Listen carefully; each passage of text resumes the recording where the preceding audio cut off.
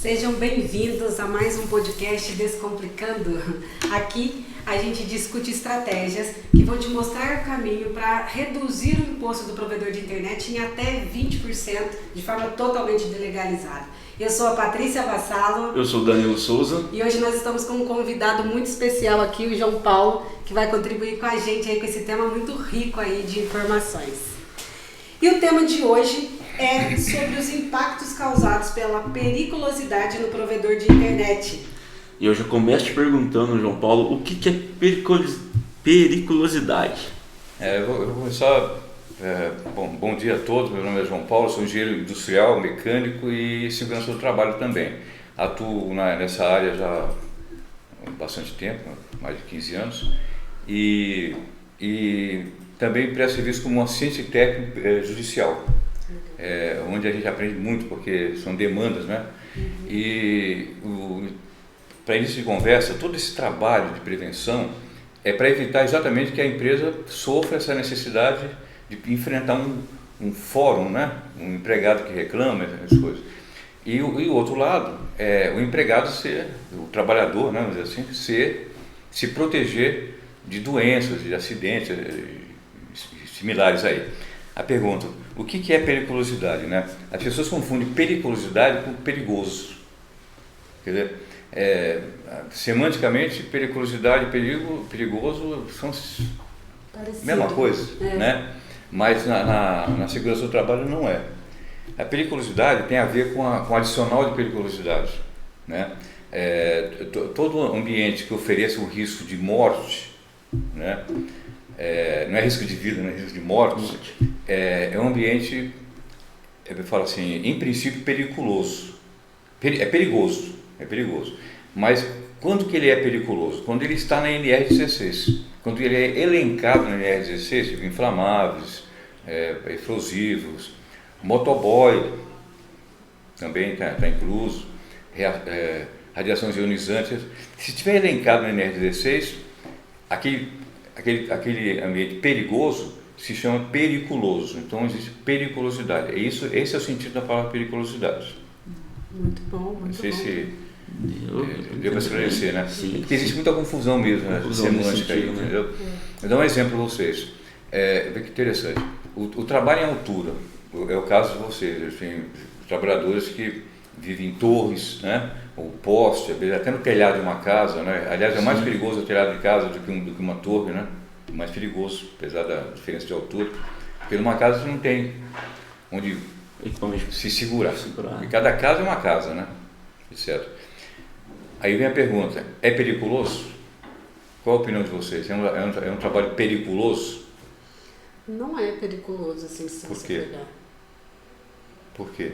Por que não é periculoso? Por conta de que não é tão alto. Não, exatamente como eu falei. Ele não está elencado na NR16. Ele é perigoso, mas não está elencado. Não está elencado. É uma questão de conceito, então. É uma questão de lei, de norma, né? E a gente não concorda. Nós da área criticamos isso, né? Eu já falei com um perito e ele falou, infelizmente não está. Então, o trabalho em altura não é periculoso. Ele é perigoso, mas não é periculoso, porque não está elencado na NR16. A NR35 é outra história. Se houver um acidente, aí é outra história, mas ele é perigoso, não periculoso. Já, olha só, a Dilma, na época, para ganhar votos, o que ela fez? Ela conseguiu colocar na NR16 o trabalho do motoboy. Qual é a diferença do risco que um motoboy está em cima de uma moto e um cara que está em cima de uma torre ou em cima de um prédio? Os dois são perigosos. Talvez, eu acho que o outro é até mais perigoso ainda, né? Não sei, mas são perigosos. Sim. Por que o motoboy é periculoso? Porque ele consta na NR16 e o camarada que está lá em cima, lá, né? Não está elencado. Que não está elencado. Você entendeu? Essa é a diferença de perigoso e periculoso. Nossa. E uma questão aqui agora, né? Por exemplo, a gente deu aí exemplos de altura, né? Ok, eu tenho lá uma equipe técnica que vai estar trabalhando nos postes e ali existe um risco de vida. Ele pode, de repente, tocar numa tensão alta ali, né? Enfim. E aí, nesse caso, eu tenho duas análises? Não duas não, porque na realidade quando a gente analisa a questão de prevenção de riscos, não são duas, N, mas eu entendi o que você falou. Nesse caso, basicamente, ele está sujeito a choque elétrico e a queda, né? Com relação à queda, ele não é periculoso, porque não está elencado no NR16. Mas com relação a choque elétricos, sim. Mas aí tem um outro fator. No caso, na parte elétrica, a gente vai chegar lá, talvez. A gente vai adiantando, depois a gente vai misturando os assuntos. O perigo de choque elétrico é regulamentado pela NR10. A NR10 fala só sobre a parte elétrica, né? E na NR10 tem um gráfico lá, a nova NR10, que o risco é de acordo com a distância e a voltagem, a amperagem, a potência elétrica que está ali naquela fonte ali. Então, na medida que você se afasta, menos risco. E o inverso, o contrário. Então, está ligado. Tem por exemplo, a 110 volts, a distância é uma. A distância perigosa, né, crítica, a zona não perigosa e a zona livre, vamos dizer assim. À medida que vai aumentando a tensão, esse ciclo vai se fechando, vai ficando mais próximo, né? Então, quem está dentro da zona crítica, ele está sujeito como é que fala?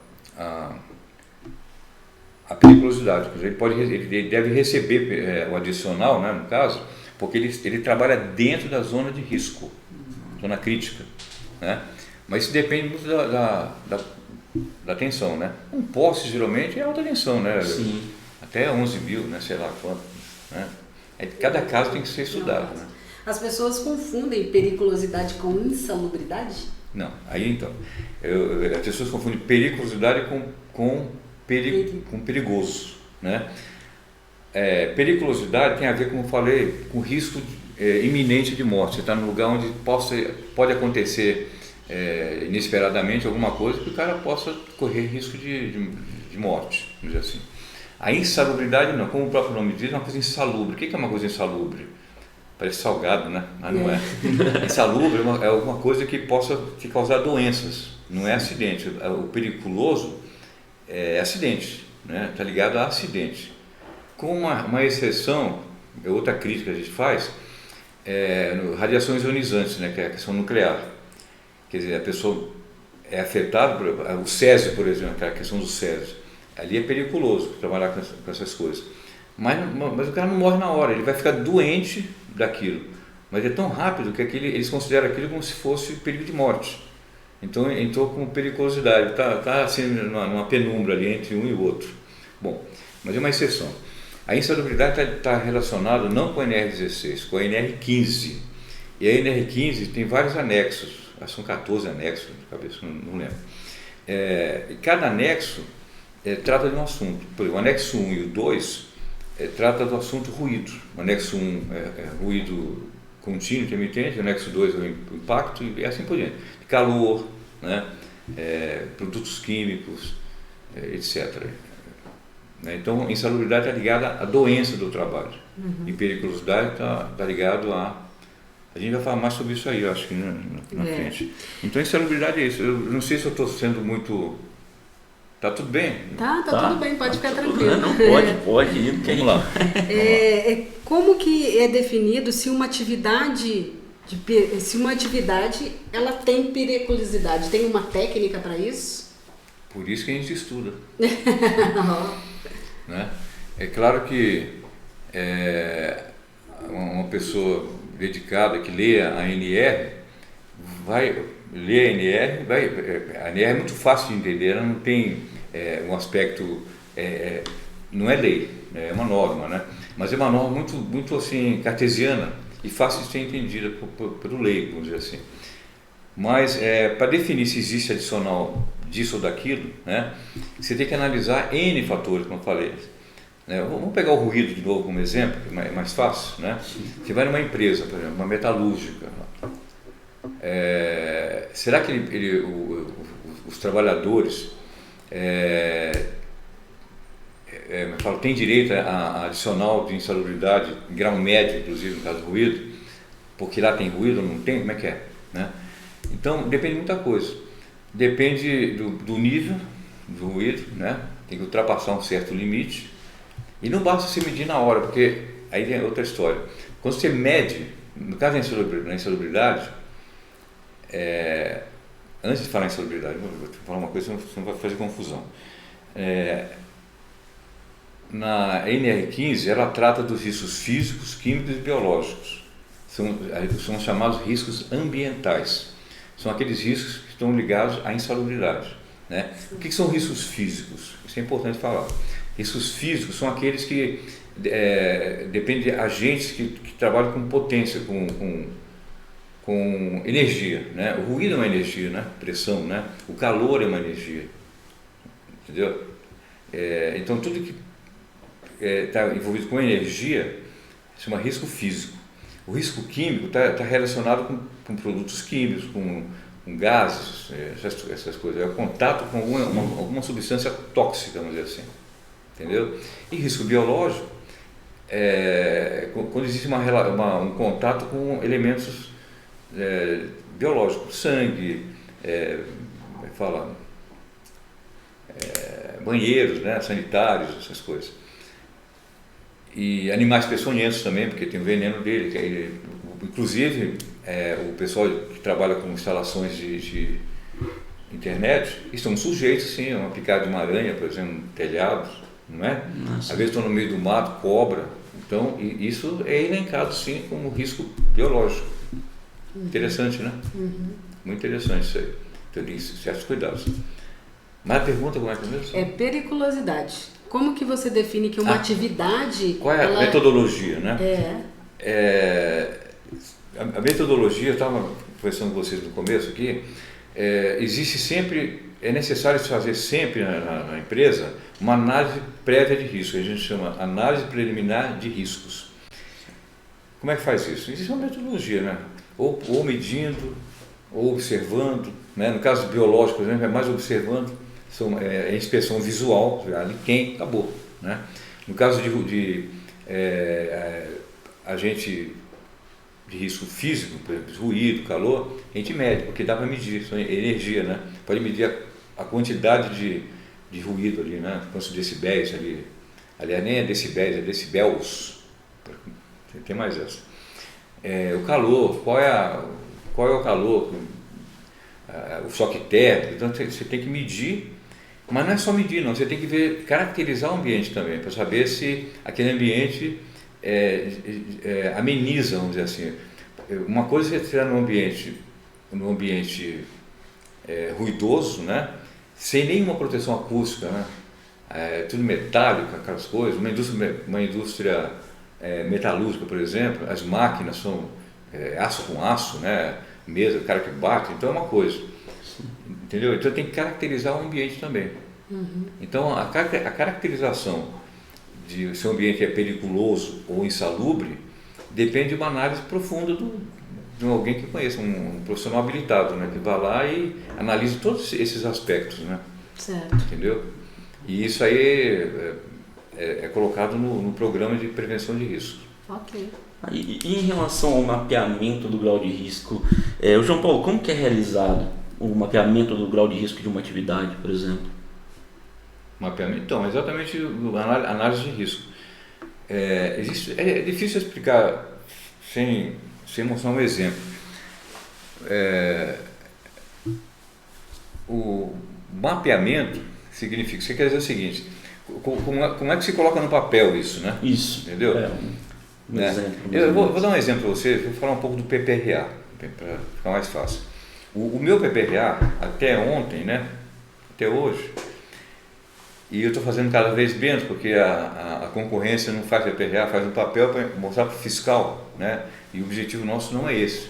A gente emite um documento base de prevenção de risco, a gente chama até hoje de PPRA, Programa de Prevenção de Riscos Ambientais, para que a empresa implemente medidas de controle, para que a empresa se proteja judicialmente, né? Juridicamente, e o trabalhador seja protegido de qualquer doença, qualquer tipo de acidente que possa acontecer. Bom, o meu PPRA, eu vou falar do meu porque fica mais fácil entender essa pergunta aí. Como é que mapeia isso aí? Exato, como faz o mapeamento disso? O PPRA, o meu PPRA é muito acadêmico e dá um trabalho danado. Então, essas mudanças vão até me ajudar, porque eu vou fazer uma coisa mais de acordo com o que fazem hoje aí, né? Mas eu não abro mão disso. Existem 3 itens muito importantes no PPRA. O primeiro que eu coloco uma breve definição. Vamos falar de ruído de novo, que é mais fácil de entender. Primeiro, a gente define o que é ruído. O que é ruído? Ruído é ruído intermitente, ruído não sei o quê, papapá. A OMS garante que acima de 75 começa a ter problemas de saúde, né? O limite é tal. Define-se o ruído. O que é ruído? Coisa breve. O segundo tópico, eu coloco sempre a metodologia utilizada para se avaliar aquele ruído daquele local, né? O que foi usado? No ruído a gente faz medidas qualitativas, com decibelímetros. Vai com decibelímetro, uma coisa parecida com essa aqui, né? E mede e lê, e lê os limites. E vai anotando. Fica um tempinho ali, né? Tem que ter uma paciência. E anota o máximo. O mínimo não interessa. O importante é o máximo, né? Os máximos ali. De acordo com essa medição, a gente sinaliza se há necessidade de fazer uma medição mais profunda, né? A gente chama de dosimetria. Aí é uma medida quantitativa, porque na dosimetria não é um decibelímetro que anota naquele bate-momento, naquele bate-hora, né? Bate local naquele bate-momento, né? Não é aquilo, né? O dosímetro ele vai acumulando, ele tem um software que vai acumulando, depois dá um resultado, uma média ponderada, o mínimo com o máximo, ele dá uma média que a gente não imagina de cabeça, não dá para calcular de cabeça. Existem até planilhas, mas o equipamento já faz essa medição. Bom, então a metodologia é essa, pode usar o decibelímetro, um equipamento mais avançado, se for o caso, né? Mas aí o custo aumenta, né? E, geralmente o PPRA não faz a medida quantitativa, ele indica a necessidade de se fazer um laudo em separado, aí é laudo, um laudo em separado para verificar a quantas anda a questão dos limites de pressão sonora, o ruído, né? Dentro daquele local, naquele bate local, né? Ou seja, você faz uma leitura ali daquele ambiente, identifica ali quais são os riscos que ele pode provocar, no caso da periculosidade para a saúde daqueles envolvidos, e a partir dali você vai montar um programa ali. Mas vamos continuar falando do ruído, só para você terminar o assunto do PPRA. Então, define-se, mostra a metodologia, né? Aí o terceiro ponto, dos 4, terceiro ponto, caracterização, aquele que eu falei dos N. Na caracterização a gente coloca no PPRA qual é a fonte do ruído, quais são as fontes de ruído existentes naquele local. O cara bate numa mesa, a outra tem uma máquina ali, né? Caracteriza isso aí tudo, né? E aí que entra a análise de risco. Pela análise de risco, a gente sabe que existe, quando você faz a análise, você injeta o resultado dela nessa caracterização. Se o ambiente é acústico, se o pé direito favorece, não favorece, caracteriza o ambiente. E por último, que interessa, né, para as pessoas, é saber, bom, tá assim, e aí, o que eu faço? Aí são as medidas de controle. O PPRA é assim, medidas de controle. Tem que mudar, coloca uma borracha naquela mesa ali, né? Coloca uma manta de borracha ali. Essa máquina, por exemplo, eu como sou engenheiro mecânico, eu vejo direto isso. Aquele equipamento está com uma proteção solta ali. Quer dizer, é igual uma bicicleta, se você não aperta direito, não, barulheira nada, né? Aquele barulho. Não é? Às vezes a máquina, a manutenção dela não está adequada, está negligenciada. Então o ruído de ferro com ferro, falta uma graxa ali, o motor está bom, etc. Então a gente mostra as medidas de controle. Não tem como, tem que usar EPI, aí indica, tem que usar EPI assim, assim, assim. Então faz todo elenco isso aí, e tudo isso vai com um plano de ação, cronograma de ações. E o cliente, né, a empresa vai, de acordo com a sua possibilidade técnica ou econômica, né, ela vai põe as prioridades, vai mudando com o tempo, vai melhorando a coisa, entendeu? Agora vocês falam de periculosidade. Não fala em periculosidade mais não. Porque isso aí é uma consequência, né? Se falar de periculosidade, tem que falar de insalubridade também. Na realidade, a gente tem que falar de prevenção. Prevenção de riscos. Né? Porque perigo existe em todo lugar. Aqui tem perigo. Né? É potencial o negócio. Agora, a gente trabalha com prevenção de riscos. Isso que é importante. Né? Então, o mapeamento é isso. Você vai no local, como a Patrícia estava dizendo. Como é que faz isso? Né? Para vocês é um pouco confuso, mas é isso. Para mapear isso, você anotar tudo que está ali naquele ambiente. Né? E eu falei de ruído, mas anotou ruído. Aí eu vou pensar, bom, aqui tem calor? Ah, não tem. Então passa batido, esquece. Não perder tempo com isso. Ah, tem questão de... Vamos pular para a parte química aí. Existe manuseio de algum produto químico, alguma coisa? Existe alguma mistura? Né? Por exemplo, solda, o cara está soldando. Existe aquela fumacinha, né? aquela emanação de óxido de chumbo? Né? Mas quanto? Então isso é mapear, né? Mapear é caracterizar, entendeu? É isso. Mapeia, depois faz um cronograma. Qualquer pessoa pode fazer um PPRA? Olha, por incrível que pareça, nós da área não concordamos com isso. Porque imagina, se qualquer pessoa pode fazer PPRA, qual é a função do técnico habilitado, né? Pode, quer dizer, em termos de lei, pode, tá lá, qualquer um pode fazer, desde que ele saiba fazer. Mas como é que o cara sabe fazer um PPRA? Se ele tem que ter um treinamento, né? Se ele tem um treinamento, ele pode fazer, né? Agora, a questão é o seguinte, você garantir que aquele PPRA está de acordo, aí vem o fiscal que pega. Quer dizer, pela norma do PPRA que está morrendo, o PPRA está acabando, o PPRA está nos dias contados, né?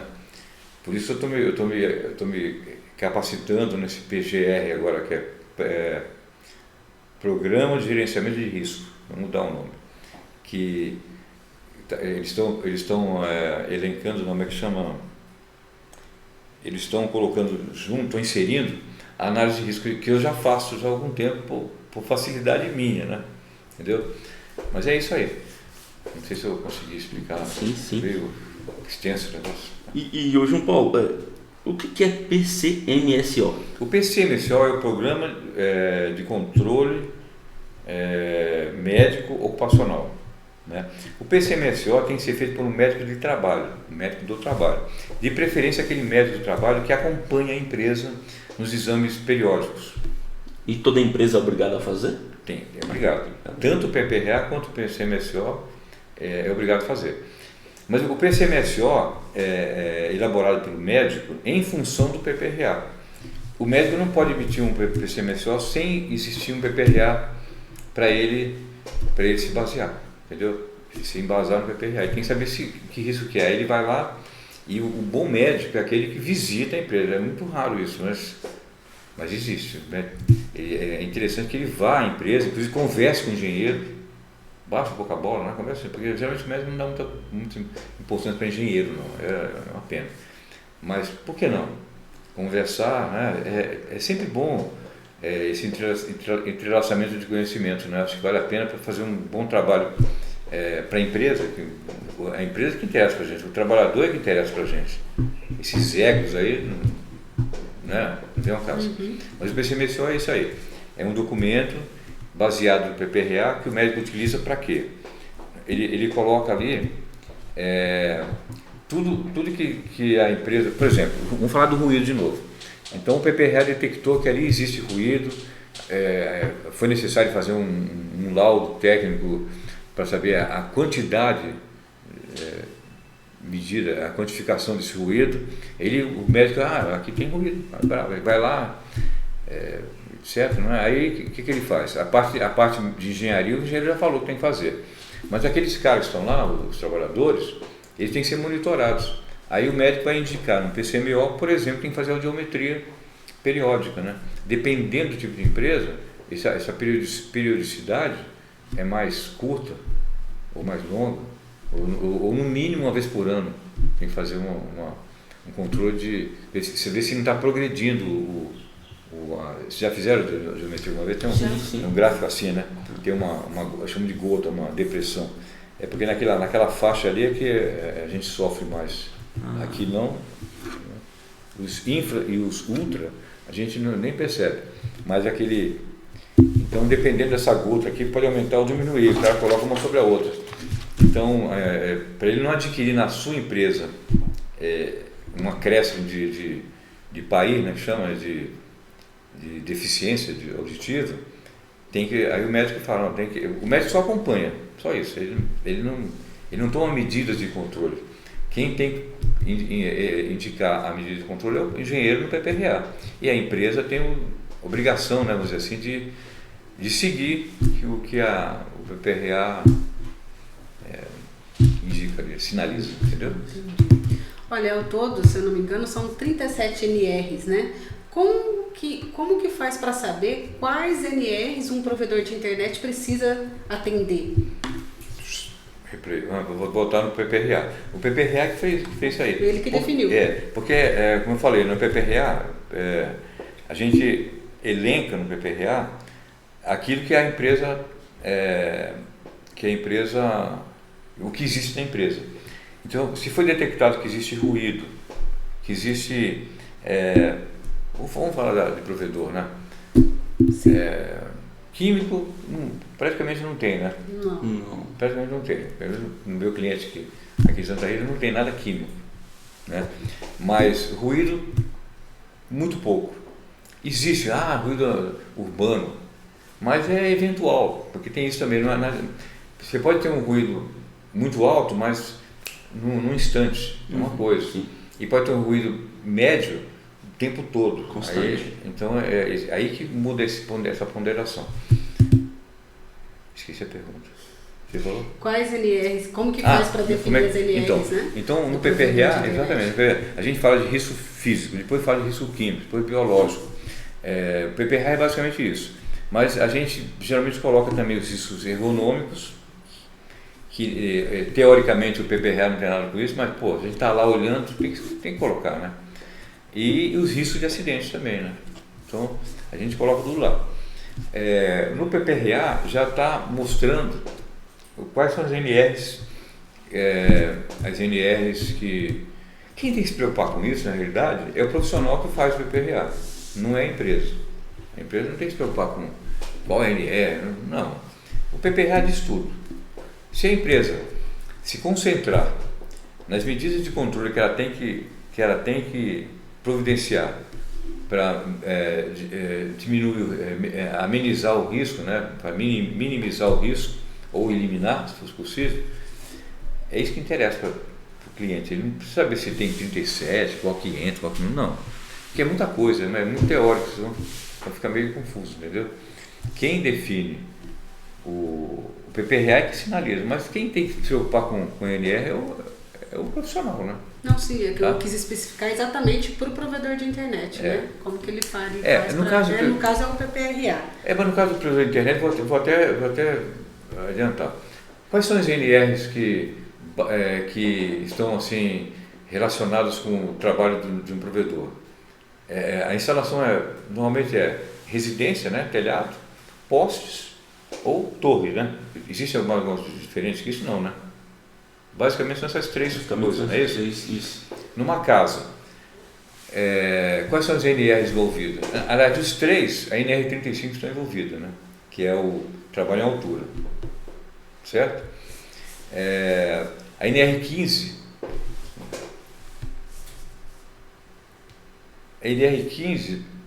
praticamente não tem nada da NR15 que seja elencado, porque ruído geralmente é muito pouco, a não ser que você faça uma instalação o tempo todo dentro de uma indústria, quer dizer, o provedor tem um funcionário lá dentro o tempo todo, é um caso, né?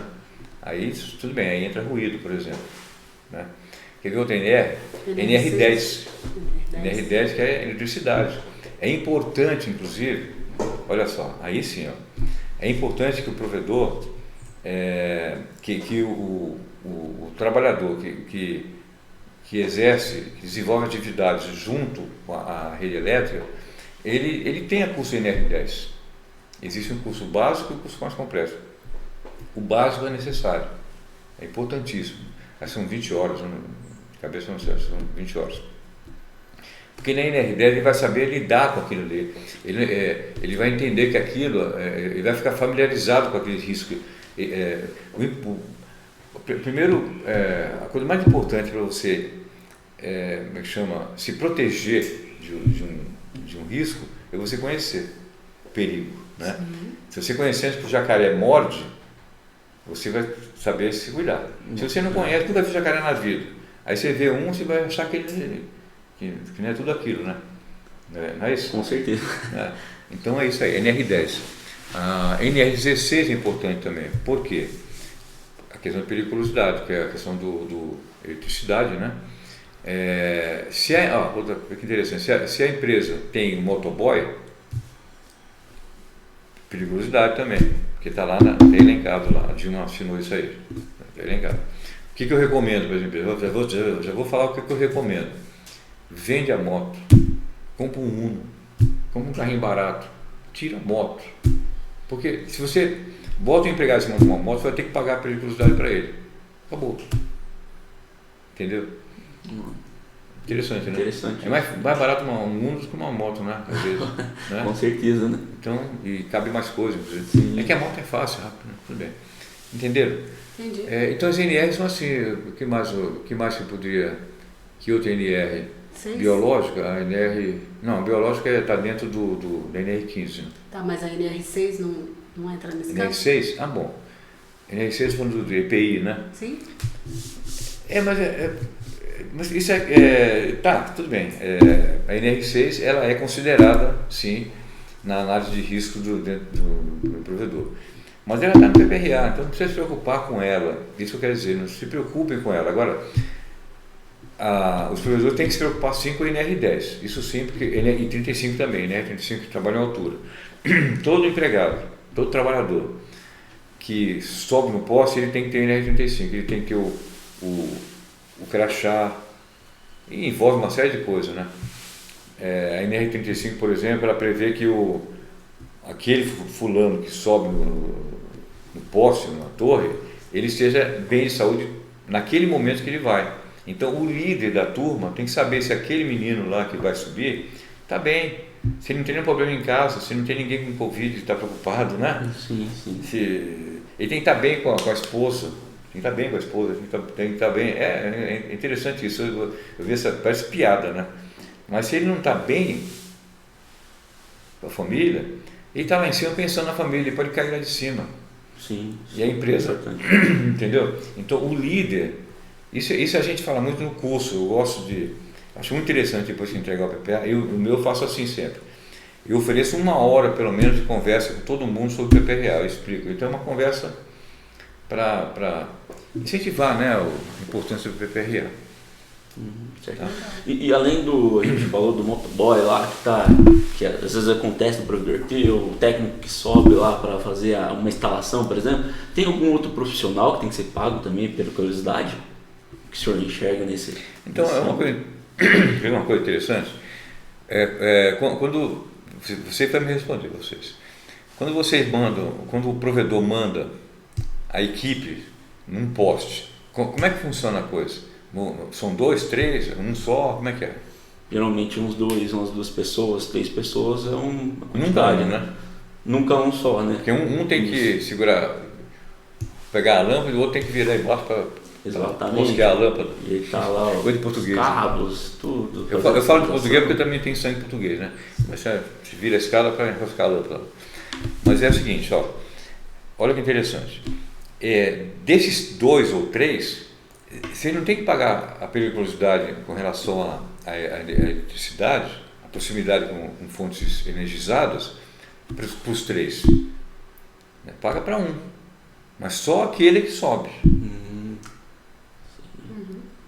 É uma maneira que você falou, no início eu achei interessante você comentar, no início da live, que esse tipo de trabalho faz economizar 20%, né? Eu até gostaria de saber qual a fonte, né, que estabelece 20%. Eu acho que até bem mais que isso. bem mais. Não dá para mensurar, né? Depende muito. Esse é uma estatística, isso aí é isso? Bacana. Aproximadamente isso. Interessante. Porque você tem que você pagando para um só, não precisa pagar para os três. Né? Porque um tem que acompanhar embaixo. Né? Isso. 1, 2 que acompanham embaixo, aqueles dois, não precisa estar pagando. Exatamente. Está envolvido diretamente com aquele risco, né? Isso. E se a empresa não se atentar a isso, não pagar esse adicional pro funcionário dela, o que acontece com ela? Vou dar até um exemplo. Vou começar com um exemplo mais fácil. Eu fiz duas. Eu falei no começo, eu também trabalho como assistente técnico judicial, né? E lá em Sorocaba, eu não faço aqui porque lá meu sobrinho é advogado lá, eu comecei ajudando, né, o escritório dele, agora já tem outro escritório que me contratou. São escritórios que levam a sério o trabalho e contratam engenheiro. É muito difícil um escritório de advocacia ter um engenheiro disponível, né? O meu sobrinho está indo muito bem por causa disso, né? Modéstia à parte. Né? Claro, porque o pouco que eu saiba é melhor do que o advogado, né? Na parte técnica, né? Então toda demanda que existe algum risco, assim, ele me consulta, advogado dele. Tio, tem aí, podemos pedir insalubridade para esse caso, periculosidade, certo? Aí eu falo, não vale a pena, não pede, você vai perder. Não, vale a pena, então vamos lá, vamos trabalhar. Aí eu faço os quesitos, bom, estou falando isso. 2 casos, lá em Sorocaba, lá em Sorocaba tem muitos provedores, né, bastante, né? Eu não vou falar nomes não, né? Sim. Não posso, porque deve ter algum aqui que é Sorocaba, não tem? Com certeza. Com certeza, né? Então eu vou comentar isso aí. É um grande provedor da cidade que um funcionário pediu periculosidade, ganhou, né? Eu sou chato, né? Eu como assistente técnico, eu vou na alma, né? Claro. Mas não tem como negar. O cara sobe, a própria empresa sabe que o cara está exposto. E outra coisa, a empresa mostrou o poste lá no centro da cidade, bonitinho. Eu falei, mas esse poste aí não representa o que acontece, né? O estado da arte da coisa. Não é, você sabe muito bem disso. É emaranhado, né? Você vai em lugares aí que você não sabe que fio que é aquilo, né? E o trabalhador está ali, ele não sabe o que está vendo. Ganhamos a causa. Ele ganhou. Aí o que aconteceu? Um outro colega entrou, ganhou também. A empresa tem um monte de... muito grande. Aí ficou em cadeia, né? É quase um dominó, né? Um pede, um ganha, vai um atrás do outro. Então você perguntou o que a empresa vai fazer, né? Foi essa a pergunta? Não, o que acontece se ela não o que acontece? O que acontece chama-se a palavra mágica, chama prejuízo. Aí que então, assim, você ganha nos 20%. Mas eu digo assim, ela sofre uma penalidade, Não. uma multa, uma autuação nesse sentido? Não. Bom. Ou mais indenização mesmo? Olha só que interessante. Se um fiscal chega, vê a documentação, e ele não vai te multar porque você não está pagando a periculosidade. O fiscal não faz isso, né? Quando é que aperta a dor, né? Quando é que pisa no carro da empresa? Quando algum empregado entra uma demanda contra a empresa e ganha. Pedindo uma indenização. Uma indenização. E recebe, claro.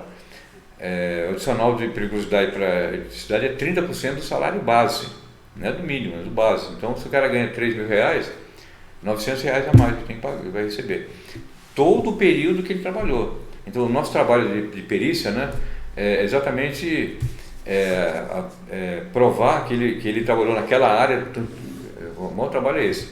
Quanto tempo ele trabalhou se expondo? Tanto tempo. Então, naquele tempo, a empresa tem que embolsar ele, inclusive com acréscimos, porque aí vem acréscimos de justiça, multa, não sei o que, papapá. Sobre o 13º, sobre não sei o que, sabe? É isso aí. Então, a empresa, ela sofre a punição no bolso, né?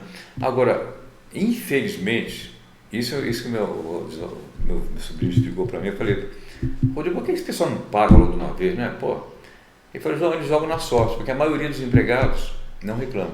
A maioria não reclama. Sai, tem medo de pedir, depois ficar marcado, aquelas coisas, né? Agora, vamos olhar pelo olhar da empresa. Né? Até deixar muito claro, lá em Sorocaba, eu defendo o empregado. É a área do meu sobrinho. Mas já fui assim, técnico de empresas, até na parte de eletricidade, aqui em Extrema. E, sorte não, nós ganhamos. Ganhamos porque o empregado realmente ele pediu de uma maneira errada. Existia proteção, né? Porque não é porque ele trabalha com eletricidade que ele automaticamente vai ter direito adicional. Não é bem assim. Tem que analisar os N fatores, né? Entendeu? Então a empresa sofre exatamente aí, né? Uma demanda. Se ela joga na sorte, se 20% pedir, a gente está ganhando, a gente não está pagando faz tempo, então faz essa conta aí. É muito comum acontecer isso, muito comum. Entendi. Mas se entrar em um dominó aí, um atrás do outro vai pedindo, aí, nossa. E essa periculosidade, ela é paga de tempo em tempo, mensalmente? Não, a periculosidade, tanto a periculosidade quanto a insalubridade, a empresa tem que pagar junto com o salário. Geralmente está escrito lá, adicional tal, né? Há um detalhe, importante, não sei se vai falar em percentual, né? Vai falar. Tudo bem, vamos esperar então. Perfeito. Como que é calculado esse adicional? Tem uma base, uma referência? Qual valor? Como que ele é feito o cálculo? Do valor. Do adicional. É exatamente isso. Existe um percentual mínimo aí? Não, periculosidade é fixo. A periculosidade, o adicional de periculosidade é exatamente 30% do salário base. Se ele ganha 3 mil, lá no Leri tem que colocar assim, adicional de periculosidade, 900. Então ele ganha 3.900 do bolso. Claro, estou falando... Assim, exemplo. Tem os descontos de INSS que não... Né? Sim. Mas ele vai receber 30% do seu salário base. A insalubridade depende do grau de risco. Por exemplo, o ruído que eu lembro que eu sou péssimo para decorar, não decoro nada, eu tenho que consultar tudo. Eu só penso em conceito. É engraçado, eu não consigo decorar nada. Nem música de violão. Toca 50 anos, tem 70. Né? 50 eu toco um violão, mesma musiquinha, se eu não botar na minha frente eu não decoro, não sei tocar. Bom, mas o adicional de insalubridade varia de 10, 20 ou 40%. O grau mínimo é 20%, o grau médio é 20%, o grau máximo é 40%. Vou dar exemplo. O de ruído, o valor é 20%, grau médio. O empregado que trabalha com limpeza de banheiros sanitários, por exemplo, público, lá no metrô, por exemplo, é grau máximo. É 40% sobre o salário mínimo. Aí isso é a diferença. Periculosidade é sobre o salário base. E o insalubridade sobre o salário mínimo. Ele vai ganhar, claro que o cara que limpa o banheiro não vai ganhar 3 mil reais, infelizmente esse cara é pouco mais que um salário mínimo, né? Mesmo assim, a insalubridade adicional que ele recebe de insalubridade é sobre o mínimo, que é mil reais, né? Não lembro agora. Né? Isso. Então depende, entendeu? Do grau de risco da coisa, pode ser 10, 20 ou 40%. E eu até preciso consultar uma coisa que eu não sabia. Eu não tinha atentado para isso. Me parece que o adicional de periculosidade, no caso de motoboy, é 20% do salário base. Eu até preciso confirmar, para falar com vocês aqui, eu acho que eu passei batido aí, me parece que é 20%. É uma exceção. Então, a partir que o profissional ele é registrado na empresa, se ele vai assumir uma função que tenha, né? O que eu recomendo? Ele já tem que estar ganhando já para a minha recomendação é o seguinte: primeiro, tentar eliminar os riscos. Sim. Mas em alguns casos não tem como. Vamos falar dos provedores. Não tem como você eliminar o risco dele subir no poste. Ele está lá. O risco não, é esse perigo que ele está exposto, né? Ele está exposto a risco de choque elétrico. Então, o que eu recomendo? A empresa paga. Já entra, na hora de entrar. Registrou, gente. Já fala, olha, eu vou pagar para você, o nosso salário é esse, mas periculosidade. Acabou. Não adianta discutir. Agora, como eu falei, essa empresa de Sorocaba, por exemplo, faz isso, ela prefere arriscar. Arriscar, Mas é esperar. uma questão de jogada. O próprio empregado sabe, ele entra, ele precisa, ele fala, tá tudo bem, né? Depois eu reclamo, sabe essas coisas? É isso aí. Vamos proteger a empresa. Insalubridade, eu ia falar uma coisa, esqueci. Para efeitos de cálculo, é considerado gratificação? Não. É sobre o salário base. Lembrei o que era. Tá. Não entra gratificações, no caso de periculosidade, né? É aquele salário sem gratificação, sem prêmios, nada, não entra nada. Perfeito. É o salário do lerite. E por exemplo, o Danilo recusa em usar os IPIs. O que fazer nesse caso? Legal. Dessa recusa do Excelente Danilo? pergunta. O grande problema de nós, profissionais dessa área, é que a gente, pensa bem, se coloca no lugar da gente, fazer um PPRA, vamos falar PPRA, fazer um documento base, que é um programa de prevenção, a gente está fazendo, a gente acaba se apaixonando. Eu acho que quem não se apaixona pelo que faz, esquece, né? É um sofredor, né? Trabalha porque tem que ganhar dinheiro. Não. Eu pelo menos, quando eu faço, eu gosto de fazer. É um prazer ali. Agora, o maior prazer não é nem fazer, porque dá trabalho isso aqui. O prazer que dá pra gente é ver a empresa implementar. Não é? Então, a pergunta exata, como é que é a pergunta exata que você falou? O que fazer se alguém não cumpre? Né? Não cumpre, exatamente. Olha só, é bom sempre dar exemplo, fica mais fácil. Uma demanda, por exemplo, aí fala, o outro lado fala assim, reclamado, fala assim, não, a gente fornece EPI. Para princípio de conversa, EPI, apesar de ser a primeira coisa que a empresa fornece para o trabalhador, deveria ser a última, né? O EPI geralmente deveria ser não deu certo, não deu para tirar aquele ruído, não deu para tirar esse gás aqui, vamos botar, é um quebra-galho, é uma coisa temporal. Complementar e temporal, quer dizer, é provisório. EPI nunca deve ser considerado definitivo, infelizmente é definitivo, é provisório definitivo, né? Tá aqui EPI, o cara sai criando um robô, assim, em certas empresas, o cara não consegue nem andar direito. Isso prejudica a saúde do cara, isso prejudica a produtividade, prejudica muito a produtividade, né? O fato de usar essas máscaras de Covid, eu, por exemplo, usar máscara, me prejudica, até para falar, para ver as pessoas, eu não consigo me comunicar. Para ouvir eu tenho que tirar a máscara, para eu ouvir, eu tiro a máscara para ouvir. Parece brincadeira, não sei se vocês sentem, eu sinto isso. Então, o que fazer? A empresa, não basta a empresa, vamos falar do começo, como é que você elimina o risco? Como é que você trata a exposição? Primeiro, tentando eliminar, se não consegue, pelo menos minimizar. Como? Primeira medida, eu coloco isso no meu curso de CIPA, são medidas de projeto. Então, uma empresa ela tem que eliminar ao máximo, a um mínimo, vamos dizer assim, né, o uso de produtos tóxicos. Se você usar a indústria eletrônica, em vez de usar uma solda à base de chumbo, usa uma solda à base de lead free, que chama, sem chumbo, né? Então, já no projeto, você já elimina o risco, o perigo. Então, você já ficou livre disso, né? A outra medida são medidas técnicas, né? Colocar EPI, EPC, né? Melhorar o ambiente lá. Outras medidas também, a manutenção, melhorar a manutenção das coisas, ferramenta tem que ser adequada, você trabalha muito com ferramenta, um alicate que não corta ali vai prejudicar e vai dar trabalho para ele, e qualquer excesso de trabalho, qualquer dificuldade que o trabalhador tenha em cima de um poste, isso pode provocar um acidente, concorda? Concordo. Não é? Encosta a mão.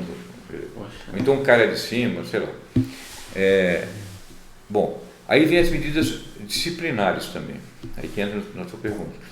Não basta só fazer tudo isso, pegar o EPI, jogar tá aí, ó, tem empresa que faz isso, pega um pacotinho, um kit de EPI, tá aí, aqui é fulano, cada um põe, não, tem que explicar como é que usa. O cara tem que assinar para começar, mas muitas empresas estão preocupadas com a assinatura do cara, mas não ensina ele a usar máscara, por exemplo, não ensina como é que usa óculos, a proteção ocular, o capacete. Às vezes o cara bota o capacete sem prender aqui embaixo, bota em cima do boné, aquele capacete tão alto lá em cima, que não protege nada. Inclusive, fiz um pouco da pergunta, o próprio capacete do pessoal do provedor não é igual ao capacete do pedreiro, por exemplo, do consultor, é diferente. O capacete do provedor é aquele que não tem aba, é aquele realmente de alpinista, não, como é que chama? Que sobe aí, como é que chama? Aquele esporte lá, tem um nome, não esqueci. Mas é um capacete especial.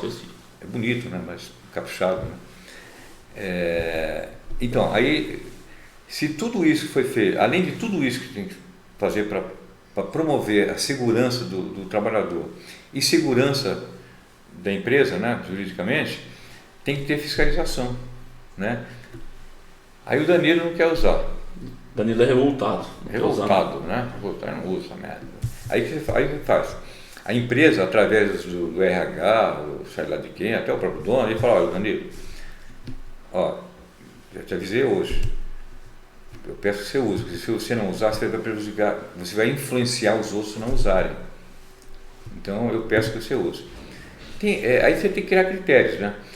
Tem empresa que fala, avisa 2 vezes, uma advertência verbal, a segunda, a terceira, não pode ser até demissão, por justa causa, desde que você estabeleça essas regras antes. Né? Você não pode, vou te mandar embora, não é assim, aí o cara vai reclamar dando moral, né? Tem isso também, dando moral. Então a empresa tem que ter regras transparentes, né? Na admissão, olha, é o seguinte, olha pessoal, aqui a gente leva muito a sério a questão de EPI, EPC, as ferramentas, e você, se não cumprir, vocês estão assinando aqui embaixo, vai ter uma advertência, segunda, terceira, vocês estão sujeitos a uma justa causa, você está assinando, acabou. E a empresa que passa a mão na cabeça do empregado, ela que pode se ferrar, entendeu? Inclusive quando a gente faz esse trabalho de judicial, eu vou na lata com isso aí. Eu dou IPI. Como? Ele recebeu treinamento? Aí o cara, não recebi não. Aí não, recebeu sim. Evidencia, outra coisa, evidenciar. Isso é bom falar para todo mundo. Tudo que a empresa faça com relação à prevenção de incidentes, etc., ela deve evidenciar de alguma forma. Cada caso é um caso. Evidencia. Deu curso, filma, fotografa, sabe? Faz o cara dar um depoimento. Você gostou do curso? Evidencie, porque é isso que mata qualquer demanda. A empresa consegue, né? Porque geralmente eu falo, eu dou treinamento assim, o cara assinou aqui. Aí eu falo assim, claro, né? Eu sou espírito de pouco, né? Eu falo assim, é muito fácil, né? Se estiver no lugar dele, eu vou assinar qualquer coisa, eu dependo do emprego, porque se eu não assinar, você vai me mandar embora. Então ele vai assinar tudo, claro que assina tudo, todo empregado assina tudo na hora, não assina? Sim. A gente assina, a gente vai, quando a gente casa, por exemplo, a gente não assina tudo, você lê? Não. A gente só vê a besteira que fez depois quando acabou a brincadeira. Não é? Eu estou falando piada, mas é assim que acontece, o empregado assina tudo, não pode. Respondendo, a empresa pune, porque se ela não punir o empregado, ela está prejudicando o resto da empresa e ela se própria. E ela própria está se prejudicando, porque esse empregado que consegue essa benesse, vamos dizer assim, do empregador, esse mesmo empregado, o próprio Danilo, quando sair, vai reclamar da empresa, porque ele sabe que a empresa não fez isso, ela falhou. Sinto muito, eu estou dando um recado porque eu sei que eu estou na área, como perito, né, como assim, técnico judicial, eu vejo isso direto. É verdade. Nós estamos falando aí de uma obrigação onerosa, uma obrigação onerosa, que vale muito a pena a empresa ela se preocupar com isso. Primeiro, quando você se preocupa com o bem-estar ali do seu funcionário, automaticamente ele tende a ser produtivo. Isso quando você faz um processo de conscientização, né? A pessoa sabe o porquê que ela está fazendo aquilo, porquê que é importante para ela. E por um outro lado também, uma forma de se precaver diante de qualquer situação. Então você tem que olhar para o lado do outro, do seu funcionário, para proporcionar para ele um ambiente de trabalho seguro e da mesma forma cumprir com a sua obrigação da maneira menos onerosa possível. É importante sim a gente olhar no horizonte, né? Não olhar no hoje fazendo pequenas economias, né? Que não representa quase nada, só o fato de você estar fazendo economia, você já fica feliz, mas essa economia pode não ser tão benéfica assim, né? Exato. Então isso é uma questão muito relevante. Isso vai de encontro também quando você tiver que contratar um profissional, né? Se você sabe que você tem uma obrigação e você precisa se adequar àquela obrigação para proporcionar tudo isso, que você então procure alguém que esteja capacitado, um profissional especializado, para fazer de fato um trabalho bacana e que funcione, né? Um trabalho, um acompanhamento, né? Exatamente. Na hora da contratação do novo empregado, né? Tudo isso que você falou é certinho. É para prever o futuro, né? Você tem que pegar, no mínimo, aquele empregado que tem potencial de aprendizado. Agora, é muito importante não só pegar se ele vier pronto, ótimo, melhor, né? Mas a empresa tem que se preocupar em capacitar, né? Dar treinamentos, reciclar sempre, né? Reciclar, é muito importante isso. Isso vai desonerar, né? Gostei do termo, vai desonerar a empresa, não só em termos assim de financeiro, não. A própria imagem da empresa, junto ao público, ela muda. Muda né? Completamente. E isso pode ser explorado, inclusive, no site da empresa, né? Por que não? Sim, com certeza. Né? Entendeu? Usar equipamento decente, vamos usar equipamento só para mostrar que usam. Né? E outra coisa, o trabalho de vocês é na rua. É muito comum você ver na rua, você vê uma empresa trabalhando e vê a outra e fala, está vendo a diferença? Sim. Não é? Você vê empresa que bota a escada no meio da rua, não põe nada para proteger, não tem ninguém, não faz nada. Passa velhinho embaixo, cachorro, criança, e tá nem aí. Então essa empresa, você vê isso aí, quem é observador, e as pessoas observam, sabe? A população olha isso aí. Olha, Meleca, olha o trabalho que vai fazer, que porcaria, né? Rapidinho tá nas redes sociais. E tá todo mundo, exatamente, tá todo mundo com a camiseta da empresa ali, né? É muito comum, né? Não é isso? Exatamente. Então é isso aí. Existe uma oneração, sabe? Em termos de marketing também, né? É importantíssimo isso aí, importantíssimo. É verdade, perfeito. Bom, nós chegamos ao fim de mais um podcast Descomplicando, ficamos por aqui hoje. Eu só gostaria de fazer um tempo só. Claro. Eu espero que a gente faça novamente. Eu gostei vocês são muito tranquilos e me deixam muito à vontade. Eu não sou muito com certeza prático. Vão ter muitos temas aí que a gente vai trazer. O tema é o seguinte, esse que eu vou comentar. O PPRA, como eu comentei, ele já está no limiar do uso, né? As novas regras estão aí, está vindo o PGR, que é o Programa de Gerenciamento de Riscos, né? Então na próxima oportunidade a gente pode falar sobre isso. Com certeza, nós temos aí vários temas já para a gente fazer. Estou à disposição, eu agradeço também o convite aí. Né? Obrigado. Muito obrigado.